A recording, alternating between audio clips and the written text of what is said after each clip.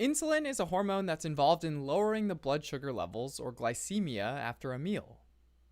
Insulin comes from the Latin insula, which means island, because this hormone is produced by some small islands of cells scattered throughout the pancreas that are called pancreatic islets, or islets of Langerhans. The pancreas lies in the upper left part of the abdomen, right behind the stomach. The vast majority of the pancreas is made up by exocrine glands, in charge of secreting digestive enzymes into the small intestine to help digestion. But about 1 to 2% of the mass of the pancreas is made up by the islets of Langerhans, which are the endocrine glands made up by 5 different cell types, and each cell type secretes a specific hormone. The most abundant are the beta cells, which produce insulin, but you can also find alpha cells that secrete glucagon, delta cells that secrete somatostatin, gamma cells that secrete pancreatic polypeptide, and finally epsilon cells that secrete ghrelin.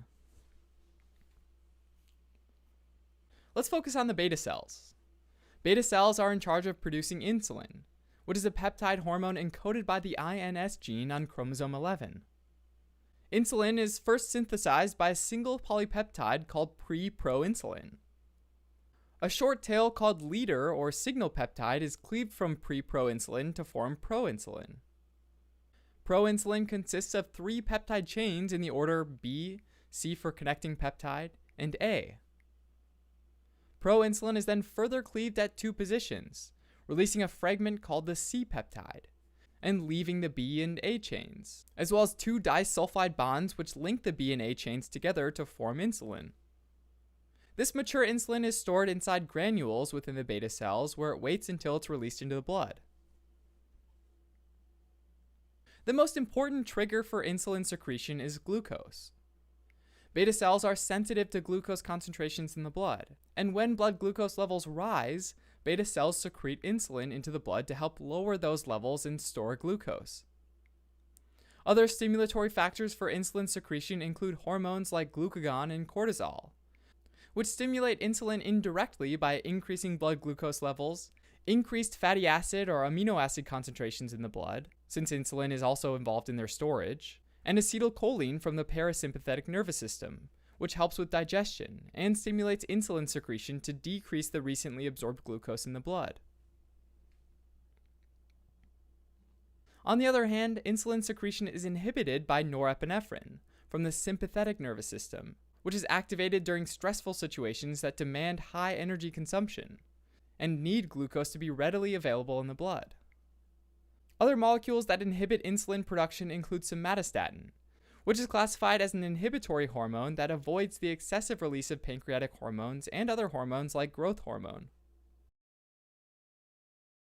So insulin binds to the insulin receptor found in the membrane of its target cells, mainly in the liver, but also fat or adipose tissue and skeletal muscles.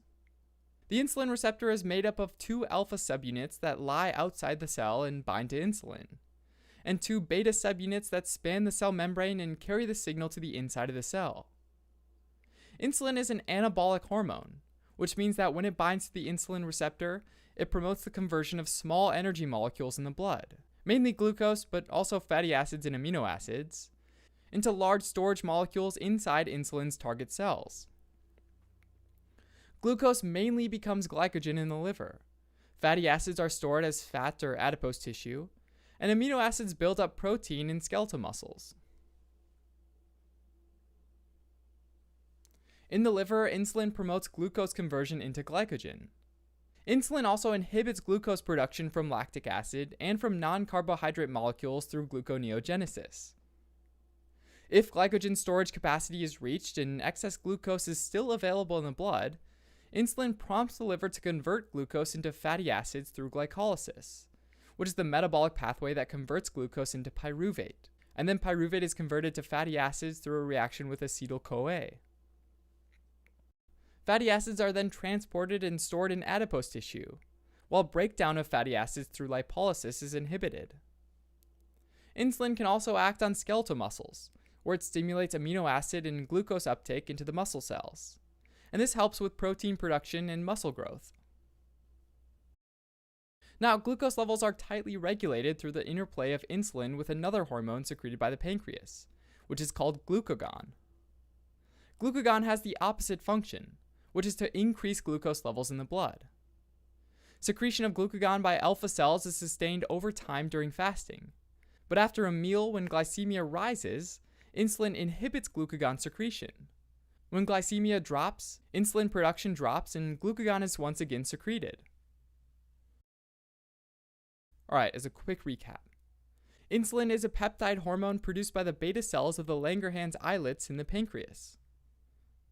After a meal, insulin is secreted into the bloodstream to lower blood glucose levels by triggering glucose absorption and conversion into glycogen, or fats to be stored in the liver, adipose tissue, and skeletal muscles.